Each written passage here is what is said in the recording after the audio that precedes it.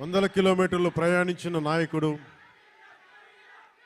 తెలుగుదేశం యువ సారథి శ్రీ నారా లోకేష్ గారు ట్వీట్ చేసి పవనన్న సినిమాలు బాగుండాలి, ఘన విజయం సాధించాలి అని మనస్ఫూర్తిగా ట్వీట్ చేసినందుకు వారికి నా ప్రత్యేక ధన్యవాదాలు, కృతజ్ఞతలు తెలియజేసుకుంటున్నాను.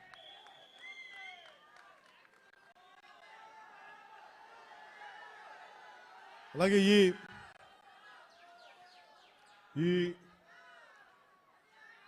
ఈ ప్రమోషన్ ముఖ్యంగా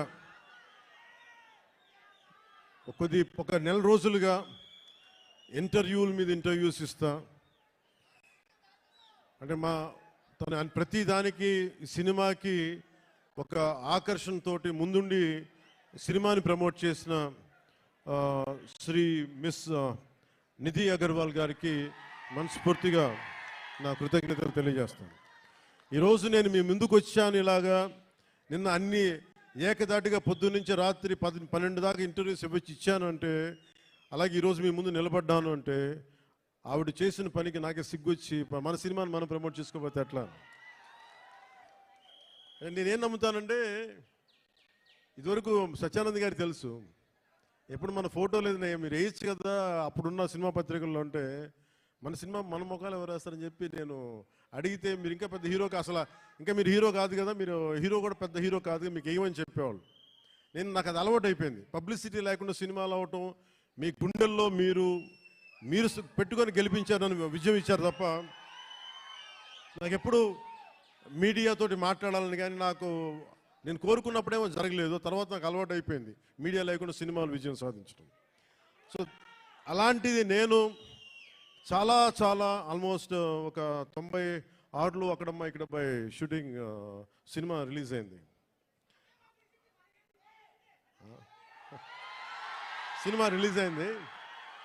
ఆ రోజు నుంచి ఈ రోజు దాకా ఎప్పుడు నేను చాలా ఏదో ఒక ఆడియో ఫంక్షన్ చేయటం, ఎందుకంటే నాకు సినిమాని మీరు చూడండి అని చెప్పడం నాకు చాలా సిగ్గుగా ఉంటుంది, ఇబ్బందిగా ఉంటుంది.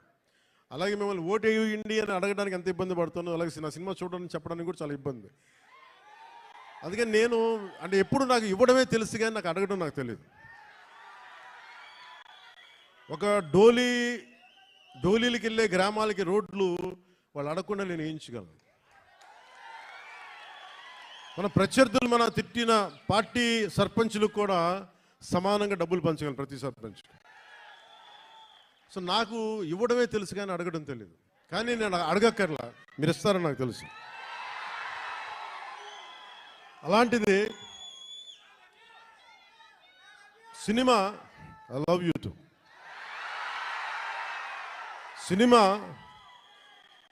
సినిమా ఎంత బలమైందంటే, అంటే నేను మీతోటి ఎందుకు పంచుకుంటున్నానంటే, ఇది సార్ మీరంతా కాళ్ళు నింపేసి కొంచెం ఎక్కువసేపు మాట్లాడతాను మా వాళ్ళతో, కొంచెం చైర్స్ వేయకూడదు, చైర్స్ వేయండి పాపం. ప్రతిసారి నేను మాట్లాడుతూ ఉంటే నలిగిపోతూ ఉంటే కొంచెం ప్రశాంతం కూర్చుంటాను. కొంచెం చైర్స్ ఉన్నాయా, కొంచెం చైర్స్ వేయించండి. నించోవాలా కాదు, నేను కాదు వాళ్ళు. అంటే నాకు విశాఖపట్నం సత్యానంద్ గారు నన్ను ఇక్కడికి తీసుకొచ్చినప్పుడు నాకు యాక్టింగ్ అంటే తెలియదు, యాక్టింగ్ ఓనామాలు తెలియదు.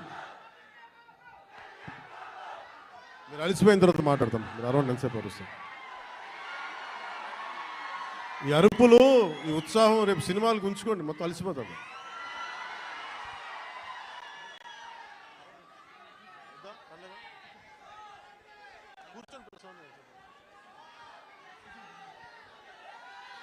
నేను మీతోటి నా అనుభవాలు పంచుకుంటాను. అంటే నేను ఇప్పుడులా కనిపించే సత్యానంద్ గారు నాకు పరిచయం అయ్యే టైంకి నాకు బయటికి 10 మంది మధ్యలోకి రావాలంటే చాలా ఇబ్బంది ఉండేది. రూమ్లోంచి బయటికి రావాలంటే సిగ్గుపడిపోయాడు, ధైర్యం ఉండేది కాదు. కానీ లోపల చాలా ఆలోచించేవాడిని. ఏదన్నా సరే బయటకు వచ్చి ఏదైనా మాట్లాడాలి, గొంతు పెగల్చాలి అంటే లోపల బిగుసుకుపోయేది, భయం వచ్చేది, గొంతంతా ఉండలు చుట్టుకుపోయేది. అలాంటి సమయంలో మా అన్నయ్య గారు అడిగారు, నువ్వు ఏమవ్వాలని ఉందరా అంటే, నేను చాలాసేపు ఆలోచించాను. జస్ట్ బతకాలి ఉందని చెప్పాలనుకున్నా, ఆ మాట అంటే కొడతాడని చెప్పి చెప్పలే. ఏదో తెలివితేటలు చూపించుకున్నా కానీ నాకు లోపల ఏముండిందంటే